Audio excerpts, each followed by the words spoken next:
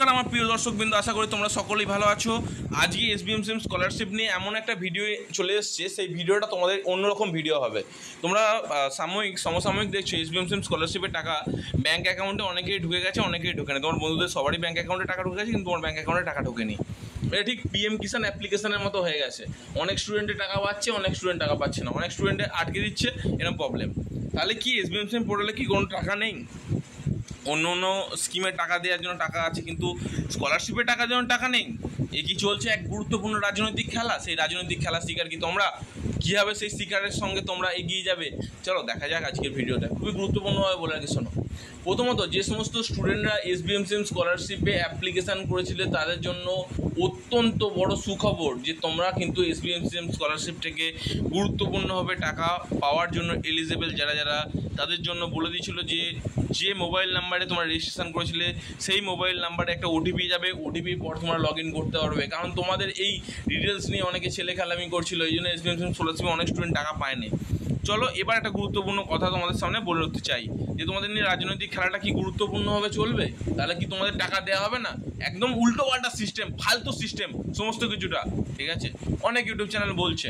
তো আমি একটা কথা বলি, শোনো। প্রথম কেস হচ্ছে, এমনিতে একটা ফালতু সিস্টেম হয়ে গেছে। পশ্চিমবঙ্গ তো এমনিতে ফালতু একটা রাজ্য, তোমরা সকলেই জানো।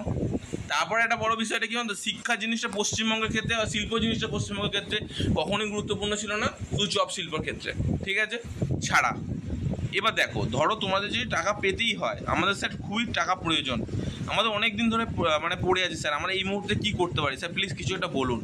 দেখো এখানে হেল্প ডেস্ক .sbmcm-wbi.gov.in, এইখানে যে 1800-102-8014 যেটা তোমার আছে অলরেডি, সেখানে তোমরা কিন্তু ডাইরেক্টলি ব্যবস্থা করতে পারো, মেল বা ফোন করে সেখানে জানাতে পারো যে আমার এই প্রবলেমটা হয়েছে, আমার টাকা প্রয়োজন খুব বেশি। তারা হয়তো কিছুটা করতে পারে। আমাকে বলেছিলাম, কিন্তু তোমরা নাকি করেছিল, অনেকে করোনি, ঠিক আছে? তো এবার একটা কথা তোমাদের সামনে বলি, তোমাদের টাকা কি অ্যাকচুয়ালি দেবে কি দেবে না, ব্যাপারটা তোমাদের সামনে উপস্থাপন করি। তোমাদের টাকা দিতে বাধ্য, কিন্তু তার আগে তোমাদের প্রোফাইলটা ঠিক করতে বলেছিলাম। প্রোফাইলটা ঠিক করার জন্য কিছু ক্রাইটেরিয়া তোমাদের সামনে দিয়েছিলাম, যে দেখো এই ক্রাইটেরিয়াগুলো ফলো করো, এই জিনিসগুলো করো। তোমরা কজন করেছিলে আমি সিরিয়াসলি জানি না, কিন্তু যারা যারা করেছিলে আমি কিন্তু ডিসক্রিপশান বক্সে আমার মেল আইডিটা দিয়ে দিচ্ছি, সেখানে পারলে একটা মেল করে দিও, ঠিক আছে? যদি মনে হয়ে থাকে কী মেল করবে সেটা অনেক প্রিভিয়াস ভিডিওতে বলে দিয়েছি, আর বারবার বলছি না। একটা কথা তোমাদের বলি, ব্যাঙ্ক অ্যাকাউন্টের বিষয়গুলো সব ঠিকঠাক রাখো। লাস্টবারের মতো বলছি, জানি এই ভিডিওটা সেভাবে কেউ দেখবে না, মাত্র 20 থেকে 30 জন, খুব জোরে 100 জন 200 জন দেখবে, এরপর কেউ দেখবে না। সেই জন্যও বলছি, দেখো এই ভুলটা তোমরা করছো বলে না, অন্যান্য চ্যানেলগুলো তোমার সামনে শুধু একটু দেখিয়ে দিচ্ছে, প্রথম থেকে শেষ অবধি কিন্তু থাকার মতো যোগ্যতা তাদের ছিল না, কিন্তু হঠাৎ করে মানে তোমাদের সামনে এসে একটা মস্তিষ্কের মতো উদয় হচ্ছে, তোমাদের কাছে সেটা ভালো লাগছে, স্বাভাবিক বিষয়। কিন্তু প্রথম থেকে শেষ অবধি যদি দেখো, তোমাদের পাশে আমরা ছিলাম, A to Z বিষয় নিয়ে হেল্প করার চেষ্টা করেছি। তারপরে তোমাদের কাছ থেকে রেসপন্স পাচ্ছি, কোনো স্টুডেন্টের কাছে কি শেয়ার করছো কি না, তারা অ্যাকচুয়ালি কি করছে কি না সেটা বুঝে উঠতে পারছি না। তোমরা যে অলরেডি তোমার এসবিএমসি পোর্টালে গেছিলে কি না সেটাও আমাকে কেউ জানাওনি ঠিক মতো করে। তারপরে ধরো আমি বলতে চাইছি, ব্যাঙ্ক অ্যাকাউন্টের এই প্রবলেমটা তোমাদের সকলকে শেয়ার করেছিলাম, যে তোমাদের বলেছিলাম যে সব ঠিকঠাক করে নিতে, সেগুলো করেছো কিনা জানি না। অ্যাপ্লিকেশান রিজেক্ট হয়ে যাওয়ার পরে এসবিএমসি পোর্টালে যেতে বলেছিলাম সেটা গেছিলো কিনা সেটাও বুঝতে পারছি না, সেটাও জানি না। তোমাদের এখন আমি গুরুত্বপূর্ণভাবে 2 থেকে 3টে কথা বলবো।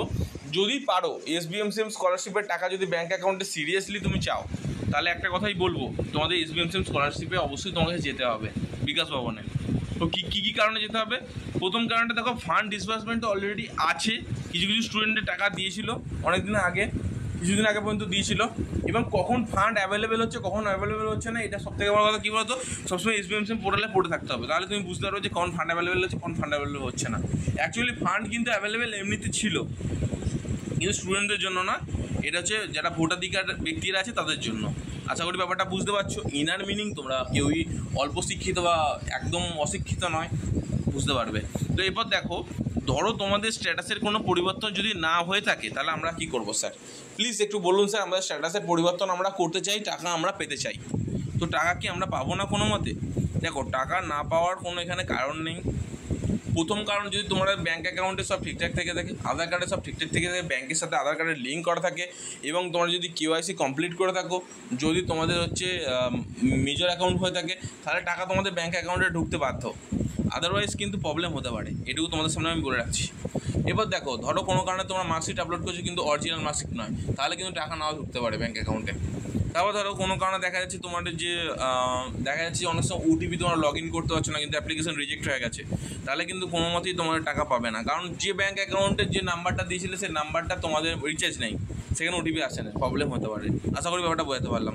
প্রত্যেকটা বিষয় নিয়ে বলেছি, দেখো 5-6টা বিষয় তোমাদের বলি। অ্যাপ্লিকেশন রিজেক্ট হলে চলে যাও এসবিএমসিএম পোর্টাল, প্রথম।